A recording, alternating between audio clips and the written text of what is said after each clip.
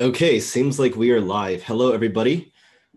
Just let some people trickle in real quick. And my name is Kevin. I am one of our cryptocurrency event hosts. You may have seen my other teammate, Adrian, in the past couple of weeks. We're always on the Wednesday slot at 5 p.m. Central Time.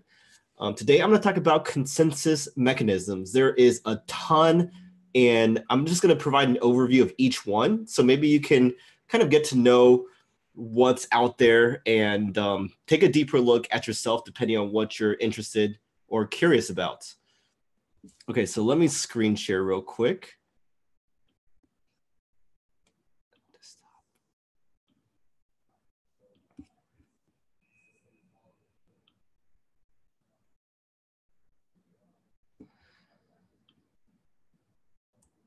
Okay, so I hope you guys can see this, but overview.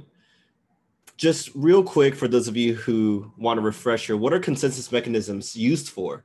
Well, they're used to come to agreement in blockchain networks. So it helps you answer the question, is this blockchain valid? Which block should we add next? Which ones are valid, right? This is important because remember, blockchain is distributed. So there's a network of peers, and some of them may be malicious. You don't know who you can trust. So you need a way, usually a mathematical way, to guarantee that everyone's operating fairly in maintaining this system, this network, this blockchain. So various implementations can have different levels of decentralization, security, and incentives. So let's just take a look at some of them. There's a lot of them, right? Here's just a few.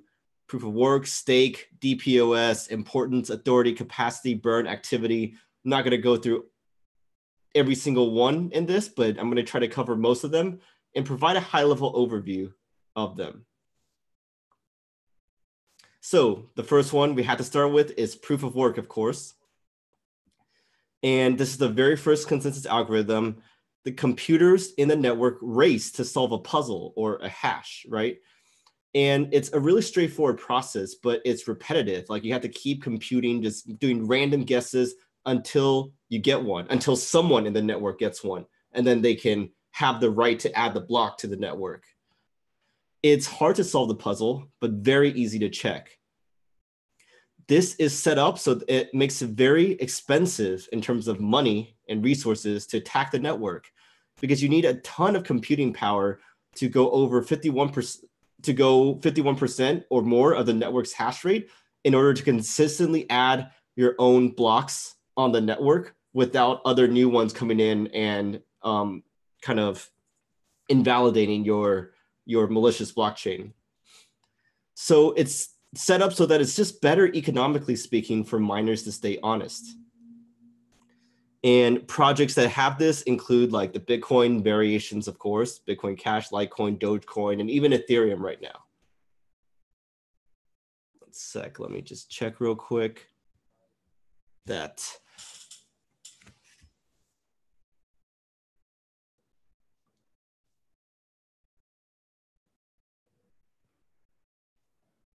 Okay. So the next type, of course, is the second most popular type, proof of stake, in which the amount of coins you stake determines the likelihood that you have the right to add a block to the chain. Much more energy efficient because you're not using those big mining farms for this. You can just do it straight up from your computer per se. And the right to add a block is sort of a lottery process, but it is proportional to the amount you stake though. These coins that have this type of algorithm or mechanism are usually a static coin supply because you don't need to kind of have block rewards or inflation to incentivize miners to pay for energy costs. They do earn transaction fees though. And you also need over 50% of the whole coin supply in order to attack the network, which makes it kind of expensive to do so. There is a very famous problem with proof of stake consensus mechanisms though, and that is called the nothing at stake problem, in which you can vote for multiple forks and then there's nothing incentivizing you from not doing that. And so if you do so, there will never be consensus. There'll always be like two or more forks, just like keep on going on in time, and it won't collapse to one correct fork that everyone agrees on, which is obviously what you need if you're running the blockchain network. But there are ways of solving that that's a little bit complicated, or at least making that less likely to happen, but I'll leave that for you to do your own research on later. Projects that implement this is Next, which is the first one ever, Ethereum in terms of Casper, Purecoin, just to name a few. There's also Delegated proof of stake, in which instead of staking and creating blocks yourself, you elect leaders to vote for you. These leaders can be voted in or out, and these leaders or nodes produce blocks in a round robin fashion, so like one at a time in a circle. They also are collaborating on adding blocks to the chain instead of competing with each other. And it's definitely a more centralized way to do things, so it can operate way faster. Of course, whales then have a lot of power to vote themselves or their friends in. So that's something that's should give you a little bit of pause, because they might not always be in the best interest of all the minority stakeholders. Some projects that implement this are Dan Larimer's projects, right? Like BitShares, Steemit, EOS, and also some other ones like Lisk or Arc. Some of them have faced some problems recently, but like Lisk, but I'll let you take a closer look into that yourself. Another one is called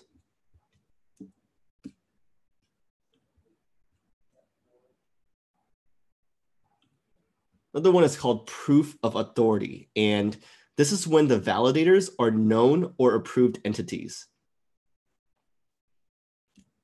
And they must be publicly verified.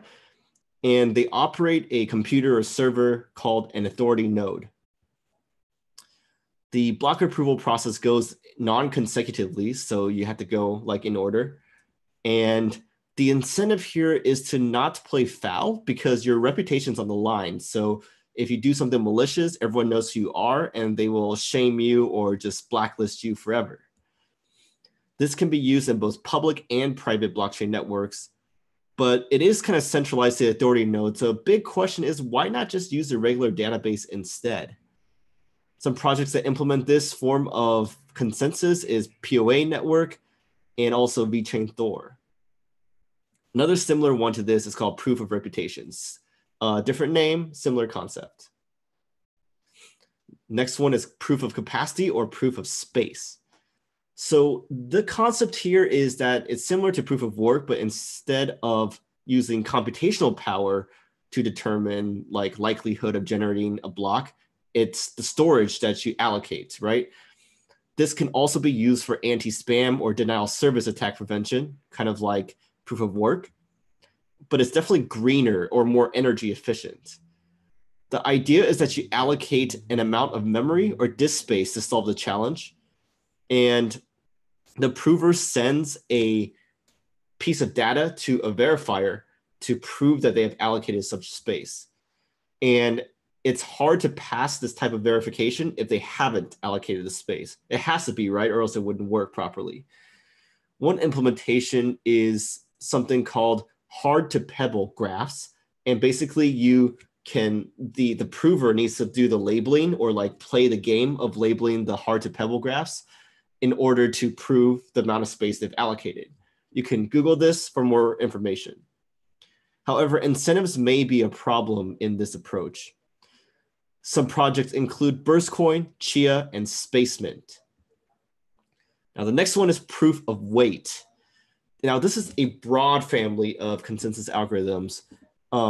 Generally, instead of just the amount of stake, like proof of stake, another kind of weighted measure is used. So some versions or implementations are two of them that we just covered: proof of space, proof of reputation. Projects include Algorand, Filecoin, Chia, and more. An example is how Filecoin's weight is based on how much IPFS data you're storing, instead of like how many coins you're staking, for example. Proof of importance. This is an expanded version of proof of stake. And the idea is that not only the amount of coins should be considered, but a more holistic view of the network participant, right? So how do you calculate importance? Well, there's a lot of things like notoriety, balance, velocity of transactions, and more. And the idea is that it punishes block producers who just sit back and just reap the rewards of staking their coins instead of actively participating in the network, sending transactions, and so forth. That's why the whole holistic view with like velocity of transactions and like your some distance to other node clusters, for example, are considered instead of just your balance or your amount of coins staked. This may require a minimum balance to be eligible. Of course, it depends on the implementation, but that is a common one. And NEM, or ticker symbol XEM, is a big one that uses this consensus mechanism. Proof of burn is another interesting one I just heard of recently. And basically, you send coins to a burn address, which you can't get back, and no one can ever access those ever again. You can burn the network's native currency or another coin like Bitcoin, perhaps. And you get access to mine based on random selection if you burn the coins, of course. Chance of selection may increase with number of coins burned. And over time, your stake or your relative amount decays, right? If you don't buy anymore, so that you have to burn more in order to maintain the same odds. This mimics proof of work, in which you can't just sit there and have the same equipment and expect to get the same amount of Bitcoin, for example. You have to upgrade, get more hash power, get newer equipment in order to stay competitive, because more people join and it gets harder to mine. And this is the same concept for how proof of burn is set up. Some criticisms though, right? It's still wasteful of resources. And some people say it's just burning money needlessly, especially if you're burning Bitcoin. Like, come on, we're already out of a lot of Bitcoin. Why are we burning more for some random altcoin? Some projects that implement this are Slimcoin and TG Coin. Never really heard of those, but interesting that they're utilizing proof of burn.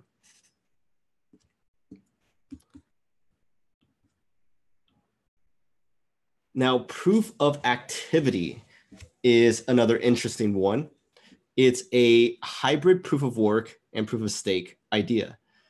And mainly the purpose of this is to combat the tragedy of commons concern that happens when block rewards drop to zero in the future. Remember Bitcoin's emission curve? It goes like this, and eventually miners aren't going to get any block rewards anymore. They're only going to get transaction fees from mining blocks. So the idea is that when there's no more block rewards, they're going to accept any transaction fees, right? Because they just want any kind of money. So then people offer less because they get to offer less. And then no one wants to mine anymore because it's not profitable. And that results in a 51% attack. So how proof of work kind of structures it is that they start off the process of finding new blocks with proof of work, but they only mine a template with no transactions in it. And then it switches to proof of stake, where the validators selected get to sign a block and include transactions and so forth. And the rewards get split between the two. Now, the criticisms in terms of energy usage and also not the nothing at stake problem in terms of nothing deterring them from double signing still apply for this case. Projects that use this include Decred. Now, another family of consensus algorithms is called Byzantine fault tolerance algorithms. These are fast, low fees, and high throughput, but they're definitely more centralized as a result. And basically, the idea is that a node will agree on a solution presented if a subset or X number of other nodes they trust also agree. And then that is how consensus kind of happens. Each node can choose who else to trust. So that kind of decentralizes the network in a sense. There's a couple different implementations of this. Practical Byzantine fault tolerance done by Hyperledger. Of course, Hyperledger is mainly for permission blockchains within companies. But there's also Federated Byzantine Agreement, or FBA, done by Stellar and Ripple. Ripple selects the validators out there. In Stellar, you can choose which validators to trust. Now, there's also a delegated Byzantine fault tolerance algorithm in which ordinary nodes like you and I elect bookkeeper nodes. They must have special equipment, minimum amount of gas, and dedicated connections. Bookkeepers are then randomly chosen to add new blocks. Now, 66% of bookkeeper nodes must agree for the block to get accepted. It's fast and scalable, and the bookkeepers' identities are known, though, so they can face legal action. So that definitely makes it not censorship resistance in that sense. A very famous project that implements this type is Neo. Also, I have to touch on directed acyclic graphs. This is kind of different from normal blockchains, but it is extremely scalable, efficient, and fast. But they add transactions in parallel instead of linearly adding blocks in the blockchain. Each new block confirms some of the previous ones, and implementations can vary in terms of tip selection, in which it decides which previous blocks your current one confirms. The ordering of transactions, because it's done in parallel, is a little bit more complicated about how ordering is decided, and also how finality is determined in terms of when can we decide and how confident are we that a transaction won't be changed by a newer chain that's longer or more valid. Projects that implement this in some way, shape, or form include Nano, IOTA, Byteball, and Hashgraph. All of them pretty popular. I'm pretty sure you guys in Reddit have heard of all of them. And of course, I have to give a shout out to the resources I have used when compiling this presentation. This is super fascinating. Of course, I missed some. Some of them were a little bit more for private blockchains I didn't want to include, and some of them just required more of a deep dive and had some minor intricacies or difference that I didn't feel deserved their own slides. But I hope this was eye-opening in terms of all the different approaches out there. So you can kind of ask questions about, for new coins, new projects coming out, is their consensus mechanism going to be good for the purposes and use cases that they say? Is it going to be actually attack-proof and secure, and so forth? I really enjoyed this as well. I just want to give an apology that I didn't have pretty pictures like the last one I did. This took quite a bit of research, so I had to keep it in text due to time constraints. I didn't want to be too late today. But shout out to Bitcoin JCO9 and also our cryptocurrency moderator. I hope you guys really enjoyed this. I will check out the conversation on the Reddit announcement and chime in. Once again, you guys can catch me at youtube.com/Bitcoin for beginners.